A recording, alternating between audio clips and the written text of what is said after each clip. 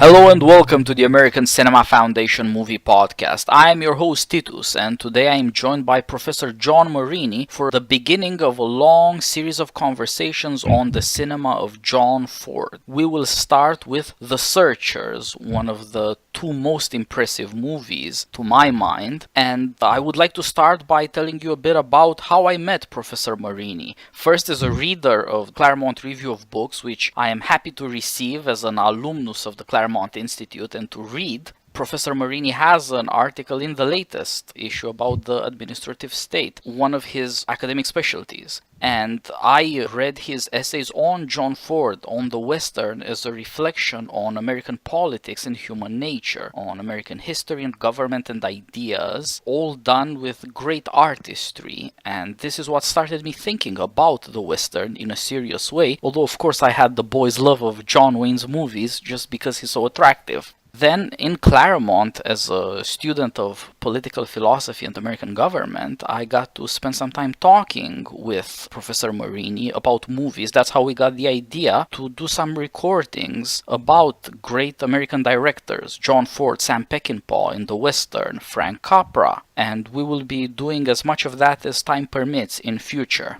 And of course, in Claremont, the professor gave us a talk about the other greatest achievement of John Ford, The Man Who Shot Liberty Valance, which will be our next conversation, and we watched the movie together. But The Searchers is in a sense before Liberty Valance thematically, and we decided to start with this one. Sir, thank you for joining me, and let's start talking John Ford. Well, let me say, this is just a hobby for me. I'm not a specialist on movies. I reflect on them when I see them, and so I'm an amateur. I've always liked John Ford. I thought he's the most thoughtful of all the directors, particularly when it comes to his westerns. But all of his movies as well, I've paid more attention to the westerns, partly because I think he had this clear view as early as 1939 when he made a series of movies, Stagecoach, Drums Along the Mohawk, and The Young Mr. Lincoln. And in that, I think he was trying to reflect on, he goes back to the earliest war in America, the Revolution, in Drums Along the Mohawk. Looks at the establishment of, you might say, a Republican form of popular government. And in The Young Mr. Lincoln, I think he contemplates the necessity of what it takes to perpetuate that regime. And he does it in the life of the young Abraham Lincoln.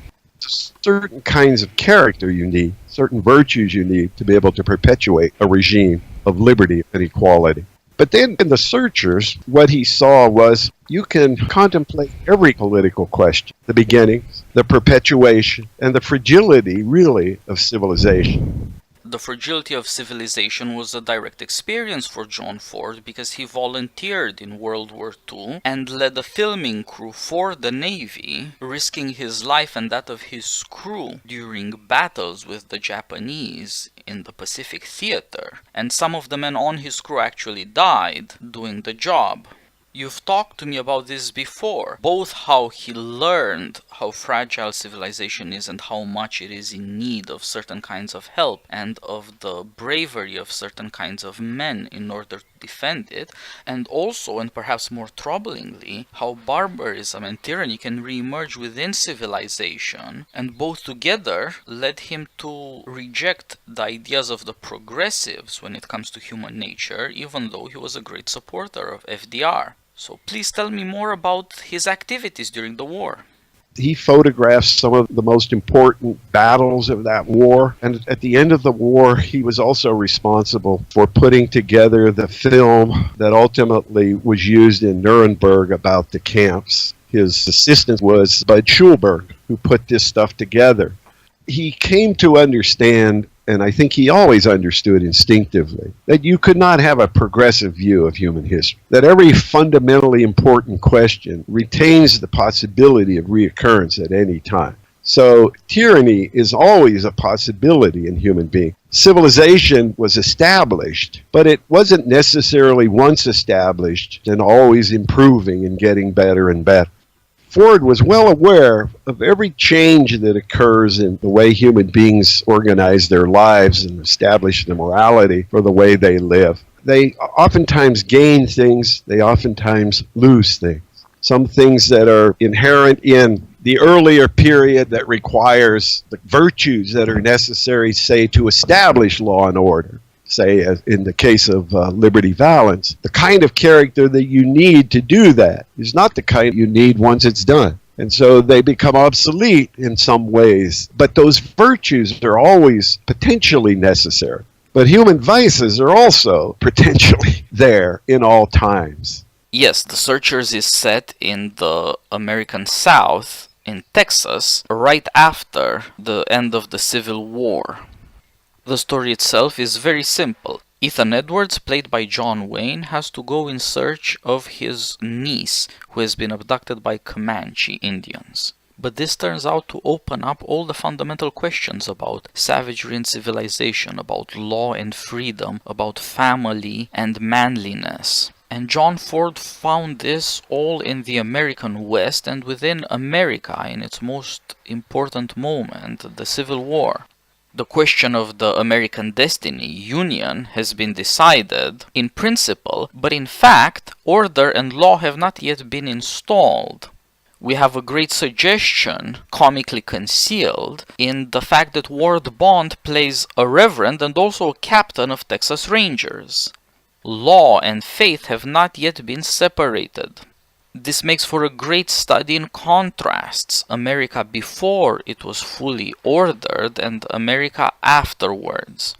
The characters that emerge, the virtues and vices that are likely to prevail, that are necessary or that are necessary to guard against. And so you're right, this offers Ford a great opportunity to reflect on human nature, both as it expresses itself in America and as it might express itself in other places where law and justice have to be installed within savagery, chaos. Now, I think this is primarily a film about family, about installing the sacred law of family on which everything else has to be built later. That later building, of course, being the man who shot Liberty Valance. But the first thing that people run into these days in terms of the virtues and vices on display in the movie is the character played by John Wayne, Ethan Edwards. He is an outcast now in America. He fought on the losing side, on the Confederate side, and in a sense he never stopped. He's the last man in America because he's the one who has not surrendered. He thinks he's so manly that in a certain sense he can live by himself, be his own law.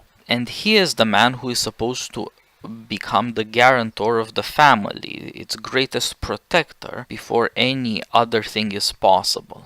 But nowadays, even if people were to allow that such manliness is necessary and was really present in the early parts of American history, as it might be now in, say, Special Forces operators, they would still be shocked by his actions and they would think him racist. This question of racism and civil rights was of course a great one during John Ford's time, but did he think of it in these terms? Did his audience think about it? The Searchers is often understood in terms of race. And when I first started lecturing on this at the Claremont Institute, and I lived through that time, I knew that that was not the conscious way that was understood in 1955. So I went back and read all of the reviews that were written about the Searchers when it came out, and not one mentioned races. That was not Ford's way of understanding things. Ford was much more philosophic in the way he viewed human beings. From the point of view of Ford, I think what The Searchers was about is the bigger and the more important philosophical question. He's looking at the human dilemma, the problems presented to human beings at all times. And you think he went deeper than issues of race to issues of human nature because of things he learned during the war? Do you think that changed his thinking?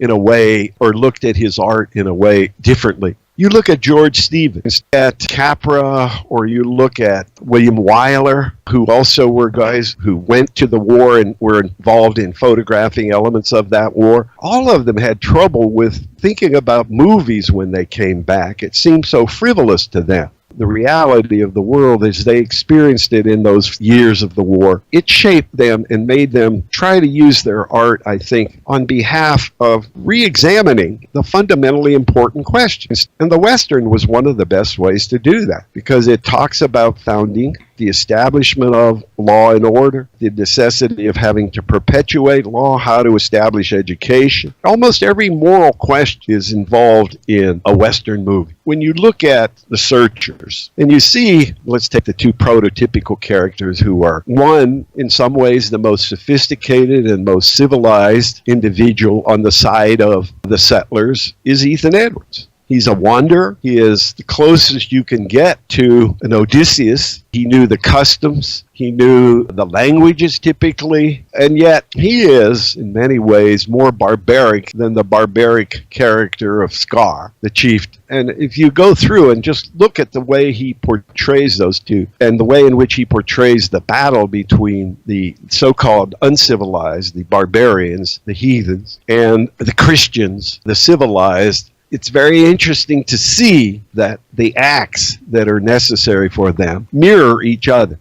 Ethan Edwards is clearly, in some ways, more barbaric than Scar in the way in which he responds to the enmity that's engendered by this battle. Scar kills the bulls when he makes that raid on the farm there in order to draw the people away. The bulls are, of course, necessary for the future of the settlers, but when Ethan Edwards understands that necessity in the same way, he just wantonly shoots down buffalo after buffalo. And of course, the civilized man is a more clever barbarian once he loses the restraints that are necessary for civilization. He does something even Scar would never do. He scalps a person that he doesn't even kill.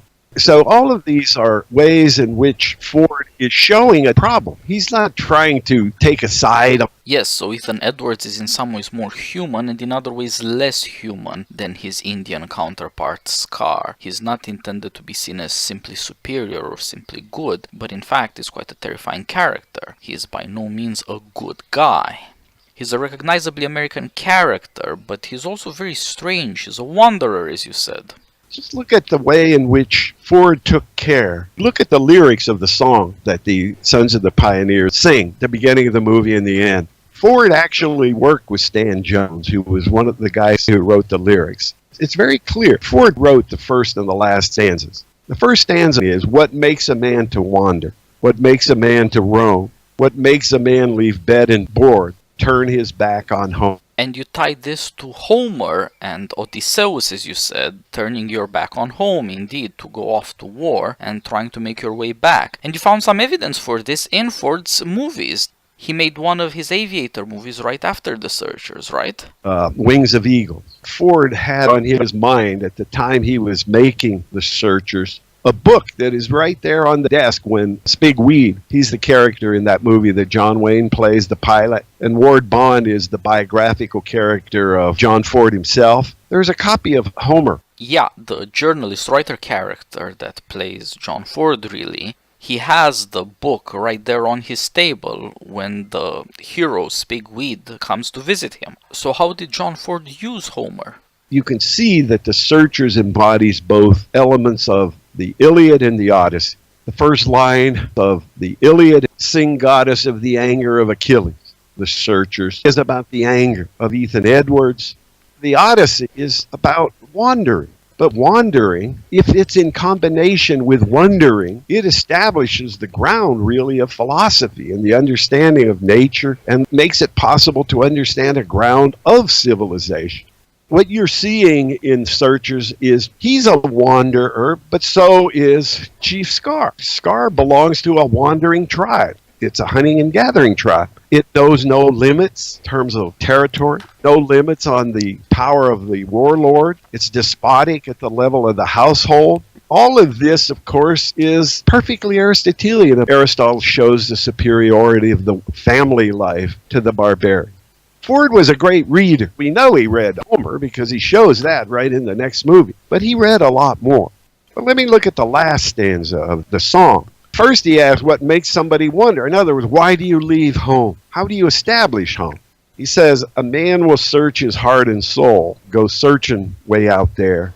His peace of mind he knows he'll find. But where, O Lord? Lord, where? That's, in a certain way, the human problem. So when you look at the Searchers, it's a reflection on the human situation at the foundations, at its origins. It's a precursor, in a way, to Liberty Valance. Because Liberty Valance presupposes civilization, to where he seeks to deal with the problem of how to establish law and order within a civilized community where you already have canons of the law in the form of law books, etc., but you don't have the conditions for the establishment of the rule of law. Ford is, in this one, going back to an earlier and more profound necessity of establishing civilization, and of course the kinds of passions that you need to establish civilization, the opposition between the outlook that's necessary for civilization. In other words, what has to be established in the form of the family, law, religion. All of those are necessary conditions for civilization. But there are always passions that resist that outlook or that necessity. You see that in Ethan Edwards. But the irony, of course, is you need those passions in the beginning to establish, and ultimately you need those passions to sustain civilization. So always within civilization, you have the necessity of thumos, the necessity of those passions. In World War II, Ford filmed the Battle of Midway. He said when he saw some of those young farmers out there that were on those ships that he was on filming the great naval battle of World War II, he said, I knew we were going to win the war just watching those people. He said that he didn't know what courage was for. He said he didn't have it, in fact. And he said he didn't know what made it. But he said it's not the loudmouths. It's not the guys that come forward. But it was those quiet little boys, those farmers out there that just did their job. And he says you could see, I knew then that we would win the war. But he also knew that that kind of moral character to establish those young farm boys, that some of them had been no more than 30, 40 miles from their homes, those kinds of moral characters threatened by the kind of civilization that in a certain way had begun to destroy Germany in the beginning of the 20th century. Now, Ford wasn't a philosopher, but he was a poet, and in many ways closer to philosophy than a historian would be, because he grappled with and looked at these problems, but he would never give an intellectual defense of what he was doing. When Peter Bogdanovich or some of these critics would ask him, well, what did you mean by that? He wouldn't tell them what he meant. He would just say, watch the movie. And that's what it was. His movies are the art. They are the things that reveal the problems. He once said, people are incorrect to compare a director to an author. He says if he's a creator, he's more like an architect. And an architect conceives his plans according to precise circumstances. I think everything in Ford's movies are conceived of and understood in that way. You can see it in the way in which he changes the script when he's filming and realizes that something else will work better in those circumstances. Every time I've looked at what was in a script and how he changed it, you knew that instinctively he was right. He instinctively knew it, but it was also theoretically right, I believe. In a way, all of these are problems an artist like Ford has using this format of the West as a way of engaging these problems which the literary men have abandoned. I like to quote Jorge Luis Borges, who was a lover of Western movies, but it is because of this. He said once, I think nowadays, literary men seem to have neglected their epic duties. The epic has been saved for us, strangely enough, by the Westerns. During this century, the epic tradition has been saved for the world by, of all places, Hollywood. He made that remark in the Paris Review, I think, in 1967. Now, the man who created the epic Western is John Ford. He turned it into an art form, and I think he did it beginning with Stagecoach. Every problem that you can see, and in that one, remember one of the last lines of the movie when John Wayne and Claire Trevor head off to their ranch. Thomas Mitchell says, saved from the blessings of civilization. Do you remember that line? Yeah. And already there, of course, there is a tension, particularly when conventions establish a way of behavior that's in opposition to nature. One could see that the character of Claire, she was a good person, although she was a whore conventionally. Yeah. These kinds of things are always there in Ford. I think you really have to understand Ford by thinking the way he thought about these things, but not intellectually, but the way he presents them artistically. And in a way, what he shows is what Aristotle said, that poetry establishes a better understanding than history of reality. If it's done properly, history is a record of certain things, but how to make those things intelligible in a way that transcends just the factual. You could see that in the way in which Ford in Liberty Valance establishes a factual record, really, what actually happened there in Shinbone when the Rance Stoddard and Tom Donovan characters play out their roles. But when he shows what actually happens through the various flashbacks, it doesn't reveal the reality of the necessity of what had to happen in the way in which law came to be established. In other words, the poetry of the whole film establishes a better understanding of what needed to be done than the way in which what actually happened revealed itself. When the newspaper editor decides to not print what actually happened, he says, when the legend becomes fact, print the legend.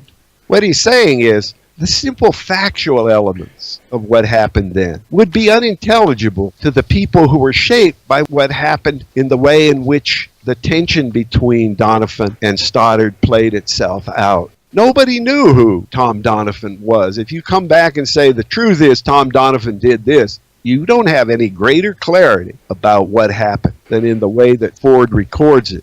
But Ford knows that what's going to reveal what happened is the legend, the poetry, not the fact. Does that make sense? Yep, you're perfectly right that that's the strongest case John Ford made, that poetry is superior to journalism, history, to the just the facts attitude. And this is a deep understanding of Aristotle. On the face of it, all Aristotle says when he says that poetry is more philosophical than history is that poetry doesn't include accidents. In history, sometimes a brick falls on somebody's head. It just happened, it's meaningless. Whereas in poetry, all the accidents are planned. But John Ford shows that he understands that planning the accidents actually means taking on a great responsibility. You have to tell the truth about human things in a way most people most of the time don't quite grasp, because accidents always blur their perspective, and their own small perspective wasn't planned out architectonically like that of the poet. And you can see that in The Searchers too. Ford juxtaposes tragedy and comedy. Comedy does reveal the things that tragedy is unwilling to reveal because of the flaw in the character of the heroes. With Ford, comedy is in a way truer than tragedy in terms of revealing truth. That's why Shakespeare, in many ways, is the most complete poet, because he's both a tragic and comic poet. Yes. And the elements of comedy, of course, reveal why it is that the tragedy is so tragic in some ways. But you know, Ford's always criticized for those comic elements in things like The Searchers, but I think that's a good instinct too that he had in establishing those comic elements, because the tragedy leads to too great despair, really. So I think you have to understand all of Ford's movies in this way. In other words, you have to look beneath the surface, but you have to understand the surface too. Surface is always very important for Ford. Yes, indeed. You're right. A combination of tragedy and comedy of the Iliad and the Odyssey. Even Ethan Edwards himself is capable of laughing, and not just of laughing at other people's expense when they are fools, but laughing at the things about human nature that are essentially laughable, like falling in love. And courting in the movies throughout, surrounded in comedy. In America, love is to a certain extent free, and that means that people will make mistakes and make fools of themselves, but it also means that there's a certain joy to courting, and this allows Ford to portray something you read in Alexis de Tocqueville, that American women are unique in the world for their combination of safety, innocence, and flirting. And so in this movie you see one girl, Vera Miles, whom John Ford also used to great effect in Liberty Valance, as the prototypical American woman. She's much manlier than women would be in stories, especially in stories about gunslingers and savage tribesmen and war and death. But she's also capable of making a fool of herself, making a fool of men who are too bashful or too blind to the requirements of love. And so she's a woman who knows her own will. Yeah, when you get to Liberty, she becomes a very important character. But I think the women are always an important character. If you notice in The Searchers, again, looking at the juxtaposition between the civilized and the despotic or pre-civilized, the importance in The Searchers for the settlers were the women. Everything revolved around the women because they were the future. Yes. And they were laboring for a future that they would not see. That famous line by Mrs. Jorgensen, Texicans were like a human out on a limb. We have to labor now, and that requires fierce monogamous families, law, and religion. All of those things are required. It's so much focused on women that at a certain point, remember, Mrs. Jorgensen goes up to Ethan Edwards when he's going out on another search. Says, remember the boys too. She says, you can't spend your whole life going after the women. But notice for Scar, what animated him was the death of his sons. In the warrior society, the men are important. Yes, that establishes a great distinction. First of all, among the Indians, the women don't matter. They have no freedom. No, and second of all, when crisis, necessity, danger come up, men just become suddenly very important. And their own self-importance ends up defining the world in a tragic way, as you mentioned before. Men like Scar and Ethan Edwards think they're destined to fight each other. They're ceremonious about it. Scar knows Ethan Edwards when Ethan Edwards knows him and lets him go nevertheless. He's not dishonorable. In fact, he's more honorable. But still tragic. Whereas the women, as you pointed out, and again this is straight out of Tocqueville, in America a woman will choose her husband, but then still in a certain way resign herself to him. It's not that American women rule their husbands, but they do choose them. Just like you see with Ethan Edwards' sister-in-law. Her tenderness to him in the first act shows that there was probably affection between them. But Ethan Edwards is too much man. He's too savage. The war is over for everybody else in America, but not for Ethan Edwards. No. And there's that hint she probably did love Ethan in that early day, but did recognize, too, that he was a wanderer. Yes. That he would never be stable and like her husband, his brother. Exactly. And that, of course, announces the choice in Liberty Balance as well, when a woman, Vera Miles from The Searchers, has to choose between a man who's all man and the man who's civilized, tamed, domesticated to the extent that he can live with a woman as comparables. That's the phrase Tocqueville prefers to equals. Comparables. Well, the difficult problem is, of course, how to allow the choice that women have, but still remain womanly. You must maintain the distinction between the sexes. But that natural distinction doesn't have to be fortified in the ways in which it had been fortified before. You know, the way they become tools for the reproduction of warriors. Yes, and it doesn't matter even whether... always against that. In all his movies, yeah. Women, especially when they have a chance to do dancing and there are musical parties, tend to take over and show a certain freedom and spiritedness of their own. They're still women, unlike the men, but they show they have certain powers of rule and they can install a sort of private life where they rule. They boss him around in the kitchen, and it turns out that this is quite a power. Yeah, but also you could see that in Stagecoach, the Indian woman who does a dance and sings at the outpost there. I had forgotten that scene. Yeah, wow, and one of the lines in it is, because I'd watched this one not too long ago, when one of the white settlers sees her, they says, "Oh, a savage." This is his wife, the innkeeper there. And he says, yes, she's a little bit savage. Yeah, and but that, of course, in a is way, in The Searchers as well, that women often act immorally or even against the law, but wisely. Yeah. Well, look at Laurie Jorgensen. Exactly. In the relationship at the end. She sides with Ethan Edwards that the girl should be killed.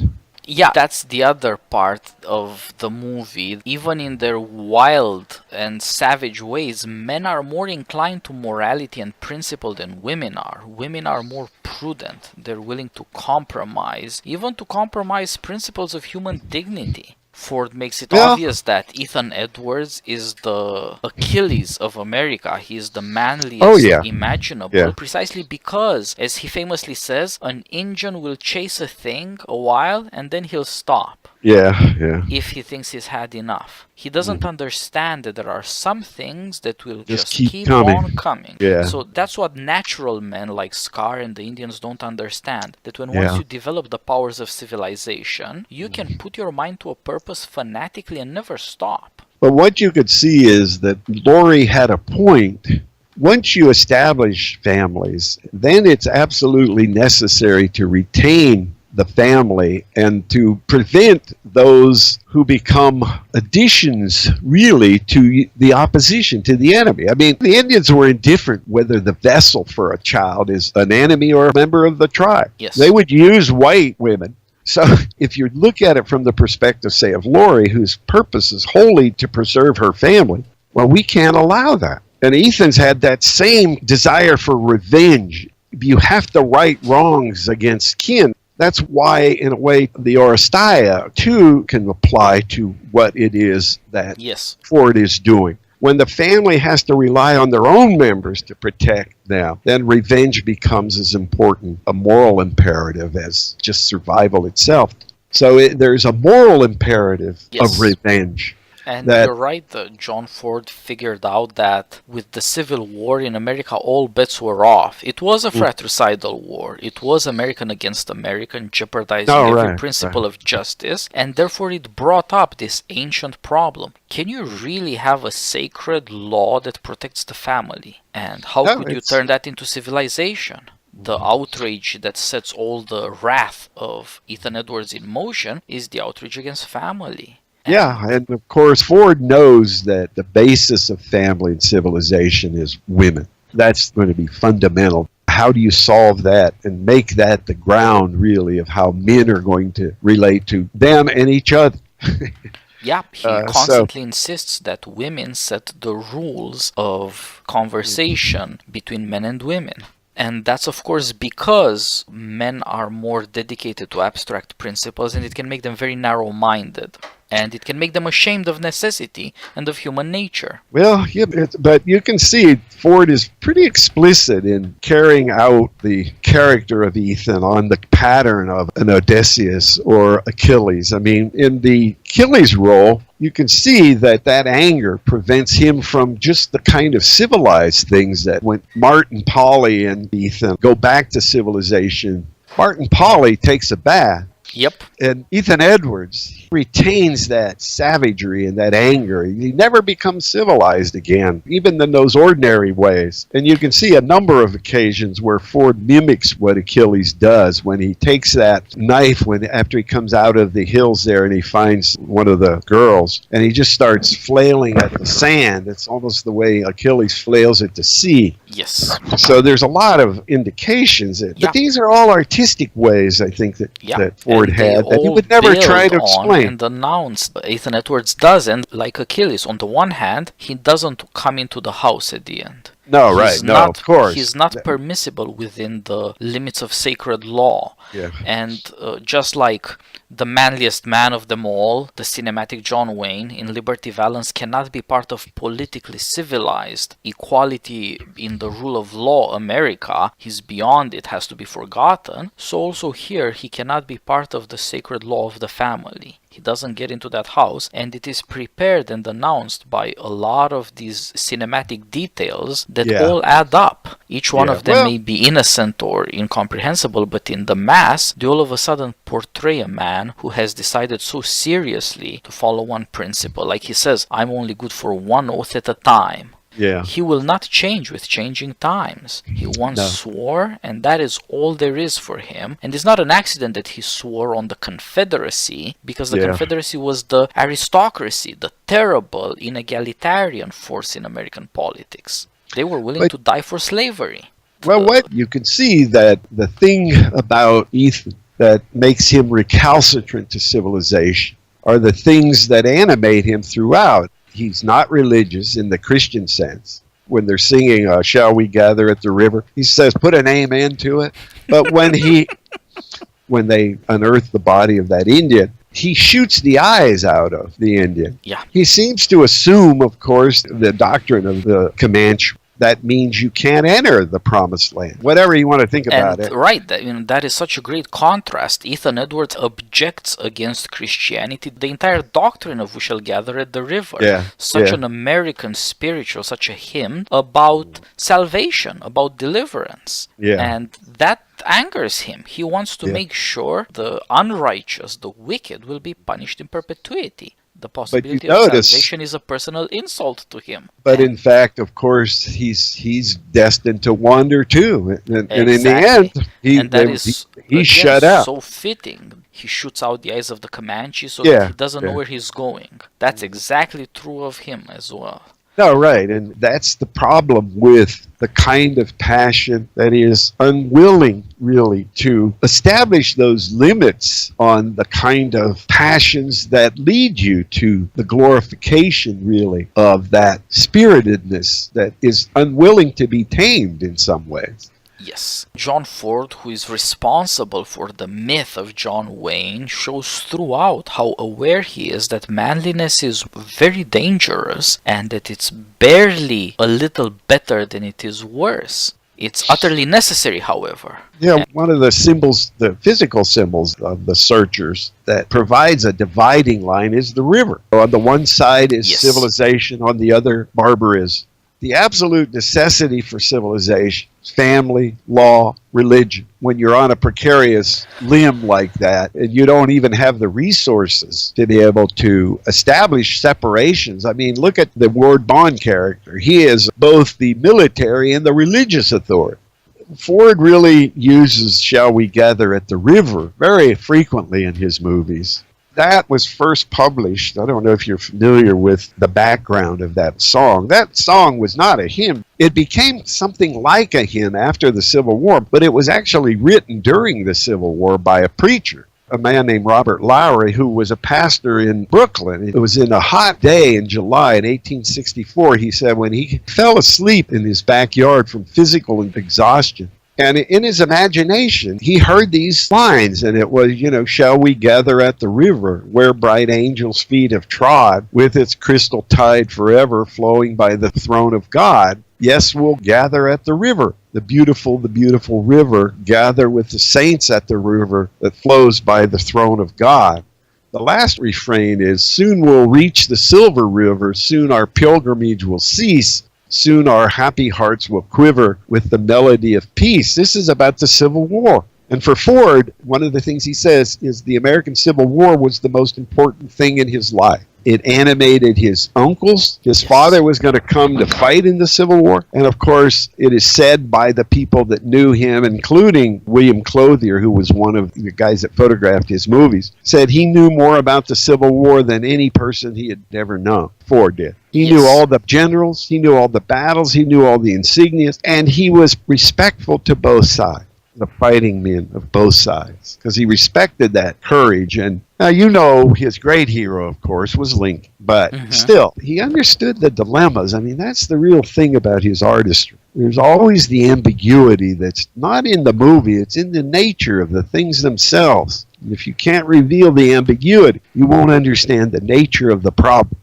Yes, exactly. This most imposing hero of his, Ethan Edwards, was a loyal of the Confederates. And this is never criticized precisely because the whole point there is that in a crisis of that magnitude, every principle of justice is in danger and certain original possibilities show up again. Civilization will hide them, as it must. And he certainly doesn't make of Ethan Edwards a hero except in the sense of tragic hero. Somebody you're not supposed to imitate. Nobody wants to end up that way. No. But it's important to see that there is greatness there. Yeah. Well, I think that's true. And there's a certain nobility that you can see in Scar. They are not civilized in the sense that they don't think universally, but they do think in terms of their own. They bury their own dead. They don't establish that courtesy for their enemies. But you notice when Ethan Edwards, at the river there, when he starts shooting at them when they're trying to pick up their dead, he's not even allowing them to bury their own dead. Yes. That's even more barbaric than Scar would have been. Yes, Scar allows that was prophetic and reminiscent at the same time about what civilized people are like when they're pushed far enough. Yeah. And also in his lodge, he was very hospitable. And And it was clear when they talked to each other that they understood each other. Remember yes, one of the lines, I don't remember it exactly. Ethan Edwards tells him that he speaks good English, and then Scar tells him that he speaks good Comanche. Yeah, right. They recognize each other as both Yeah. familiar and stranger, both interloper and natural similars. Yeah. And you can see that the Milwaukee Comanche, the Scars truck, they're unwilling to settle down anywhere. So in principle, their claims are universal about territory. They go anywhere. They take Yes. whatever they want. They'll even take food from the enemy, the American government. Yep. So all And of they're these just are like Ethan Edwards. If you could conceive of a race of heroes like Ethan Edwards, it would be the Milwaukee Comanche. something. And Yeah, like Ethan Edwards, they are full of deception. Like Yeah. he conceives an ambush for Futterman and the other corrupt Americans, so also Scar conceives of ambushes and deceptions. And Yeah. that's what the name of his tribe means. They say they go one way, but they go the other. Yeah. You wonder in the character of Ethan Edwards. Ford does it pretty subtly, but it's very clear that Martha has tender feelings for Ethan. The way she pets his coat. Even Ward Bond sees that there was something. But you wonder, and it's very clear that Edwards is not interested in any woman. But the question that's more interesting to me is whether or not, if he had loved her and she had acquiesced, would that have helped civilize him a little bit? No, not him. So that's the question. Well, the woman made the right choice. No, and she probably did from the it's point not of what she view of might the have dilemma. dreamed of, but it was the most reasonable thing to do. And he is just beyond reasonable. The movie about this is Clint Eastwood's Unforgiven, where a savage man, all of Western manliness, is actually civilized by a woman. That's, right. I mean, and of course, that's that also can about happen, of installing course. justice. But that guy was somewhat different. That's the one passion, if there is a passion, Yes. that's going to make somebody like an Ethan, who's prone to be a wanderer, Yeah. by love can be induced into a familial relationship and into the blessings of civilization. Yes. To put a word on it, into domestication. Like Yeah, of horses, he course. needs breaking before he can be ridden, and only women can do that. But the problem with thinking about this historically and not philosophically is you don't recognize that that need always exists. As Ford does recognize that that need for some virtues and passion that Ethan Edwards has, that may be required at any time. Look at World War II. Yes. What would have happened if the West, and certainly the United States, could not have responded? Yeah, You exactly. could go back to a different regime, and who knows what the character of it might be when it has free reign to do whatever it wants. Yeah. Make And of Ford course, as a if you were to look nowadays, this January, a movie came out in theaters that's a true story called 12 Strong, which is a terrible name, about American Special Force operators who were horse riding soldiers in Afghanistan.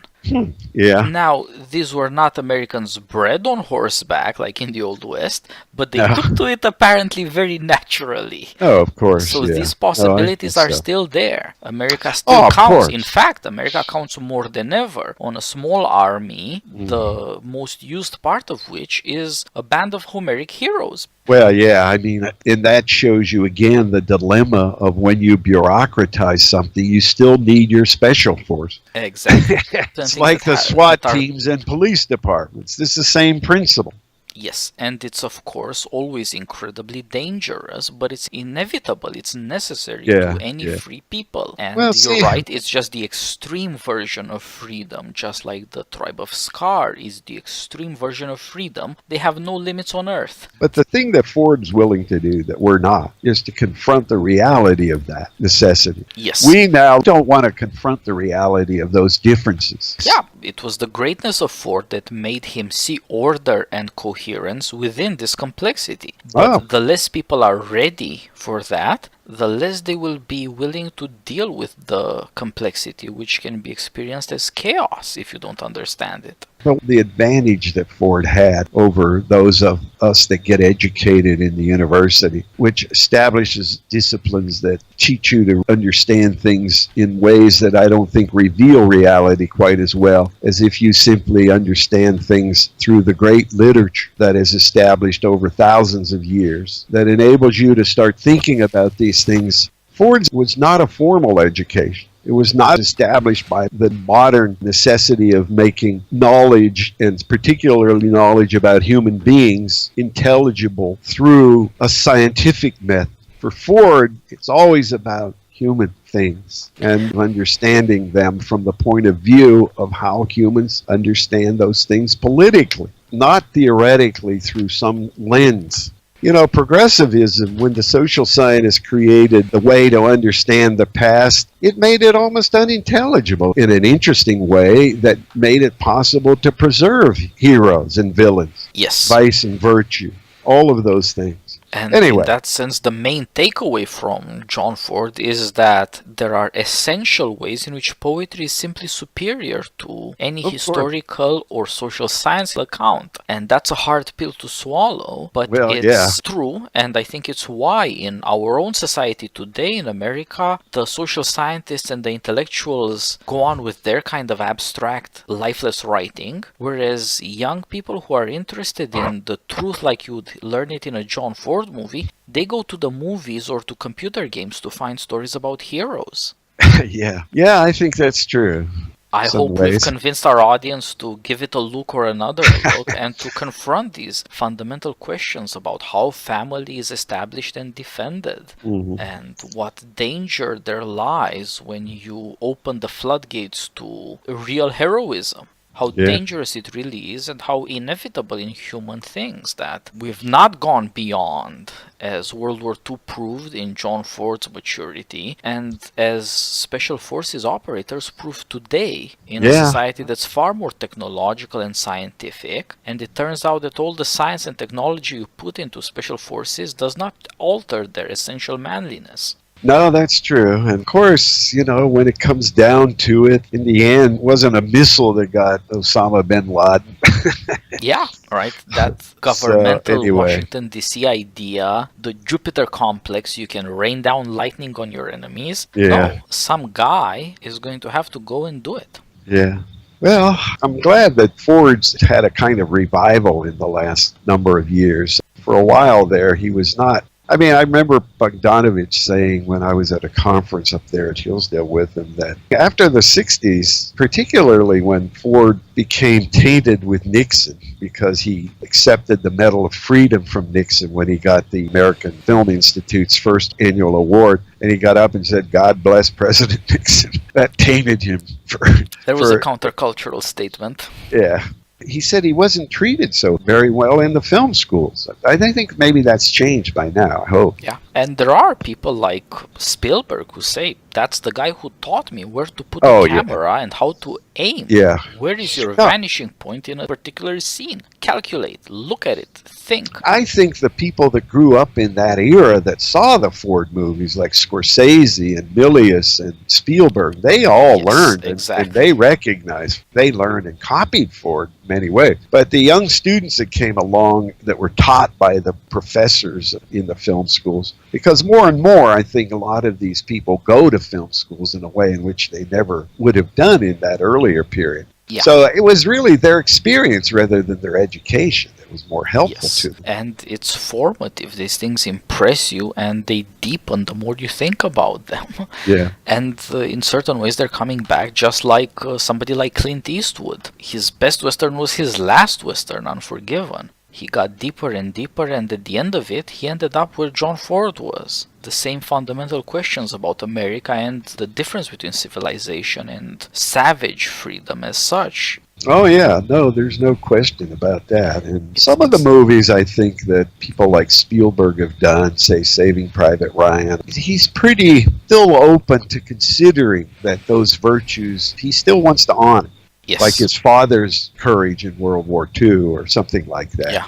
the lessons of John Ford about savagery and civilization, about honor and law and all these things transferred really to the cities. And the crisis of the 70s in that case, the crisis of the crime waves and the social upheaval and the fear of a terrible decade, that created a new occasion for movie makers to reflect on what virtues really are necessary. Manly men seem crazy, in certain ways are crazy, but in certain ways they see and confront things the rest of us don't. Yeah. And that ambiguity is preserved more in urban than in rural settings, more in town than country.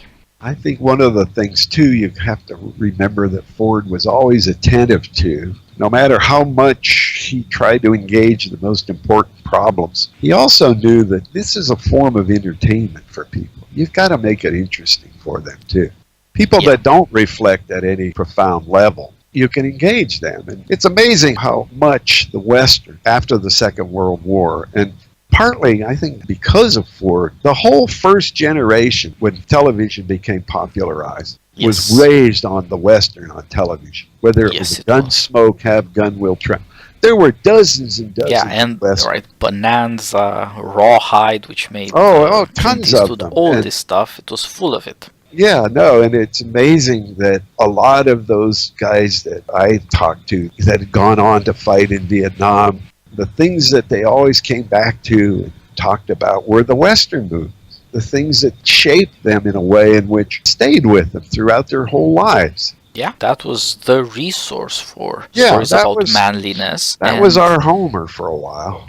Yes, and it was publicly lovable, which meant that men didn't feel excluded. And at the extreme, it was of great artistic power. Like you mentioned Jorge Luis Borges before, the greatest director influenced by John Ford is Akira Kurosawa. Oh yeah, there's no doubt. Was obsessive about John Ford. He dressed like John Ford on set in Japan. Well, he even created Toshiro Mifune to be his John Wayne.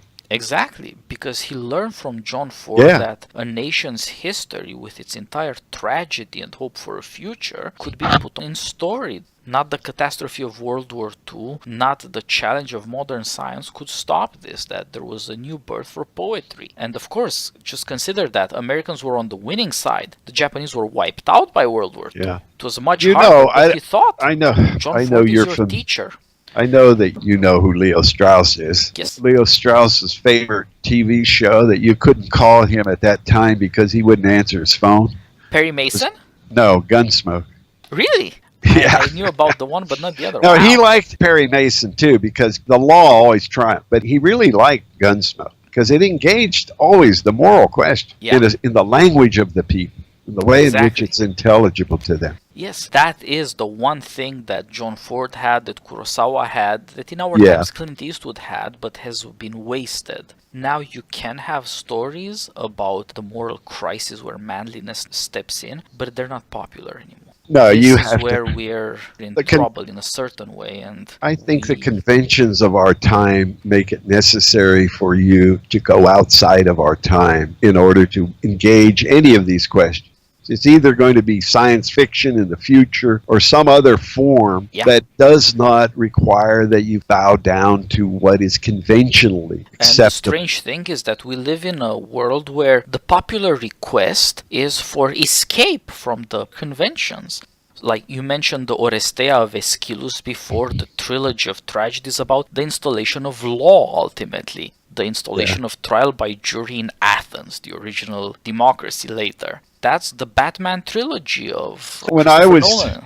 You have to go there to science fiction, hero books, comic books, all these fantasies. Only there are you allowed to say the things that people want to learn about. Well, when I was lecturing about Liberty Valance in some of the Publius programs years ago, I remember some of them who weren't familiar with the Westerns, but I remember one of them came up to me and said, well, have you ever seen The Dark Knight?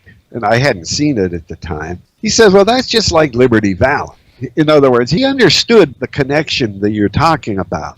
but this is the world that they get. Yes. And I think Christopher Nolan is a thoughtful director, just looking Yep. at the stuff that he's done. And I haven't seen Dunkirk, but it sounds like that's a pretty thoughtful movie, Oh too. yeah, Dunkirk is 100 minutes of trying to tell you, if you've ever read Churchill's speeches, how does that feel? How do they affect you at the pathos of rhetoric? How do you make them come alive to people who weren't alive in 1940? Right. And it also goes down to the details of Churchill's speeches, like you read Churchill's Dunkirk speech.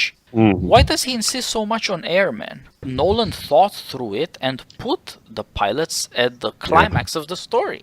Yeah. It's But amazing how careful he is. what I liked when I read the comment that he made to a criticism about why it was that he didn't engage the bigger questions, the political questions, and I thought he gave a very thoughtful answer that was the most fundamental one. This was about the survival of a people. This was about survival. That's your first beginning point before you can engage. And in a certain way, that's always the question, right? Whether it's a civilized form of survival or a barbaric form, you're faced with that first necessity of survival. What I think the West is struggling with right now is perhaps a loss of the desire even to survive. If you can't rekindle that desire to survive, then the prospects for civilization are not so great. And again, this is a great John Ford theme, that thinking through the goodness of life and the providence of life is actually very difficult. And in times of crisis, it is revealed just how difficult it is. We can take it for granted for a long time, but then a crisis will come. Yeah. And someone like Lincoln will be necessary. No, It'd be that's right. good to be otherwise, but it's not otherwise. This is who we are. Right. Well, Yes. sir, thank you for I think a we went great over our conversation. hour. I think this is going to be interesting and informative for our audience. Well, and good. it also sets up all these other John Ford conversations. I'm grateful you took the time to talk to me, and let's do Liberty Valance next and talk about the rule of law. Okay. All right. Okay. Good talking to you, Titus. All the best, sir. Okay. We'll see you then. This is the first in our series of podcasts on American masters, John Ford, The Searchers. Next time, Professor Marini and I will be discussing The Man Who Shot Liberty Valance, Stagecoach after that, My Darling Clementine, and so forth. Meanwhile, please subscribe to our podcast on iTunes, American Cinema Foundation Movie Podcast. Please take the time to give us a rating and a review. It really helps with reaching a broader audience. You can also find us on SoundCloud, and you can always follow me on Twitter at TitusFilm. All the best, and until next time.